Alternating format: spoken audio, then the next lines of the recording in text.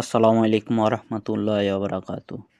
আজ যাইতেছি রামগঞ্জে আমার হুন্ডার কিছু পার্টস লাগানোর জন্য।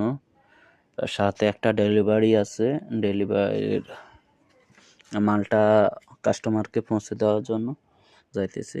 1 কাজ 2 কাজ এমনি ডেলিভারি কাস্টমারের কাছে মালটা পৌঁছে দেওয়া হলো, হুন্ডার কাজও করা হলো আর কি।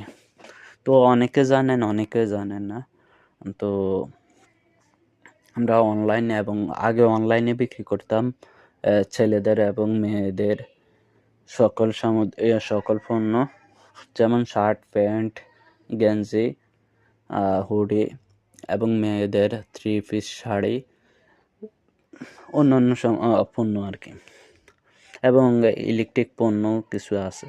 এখন অনলাইনের পাশাপাশি আমরা অফলাইনও কাজ করতেছি। তো ঢাকা থেকে মাল এনে আমরা অনলাইনের পাশাপাশি অফলাইনও কাজ করতে আছি। আমার কাছে সকল পণ্য আছে, কম বেশ ইনশাল্লাহ ব্যবসা আরও বাড়াইতে চাই আর কি। আপনারা যদি পাশে থাকেন তাহলে ইনশাল্লাহ আরও বহু দূর যাবে।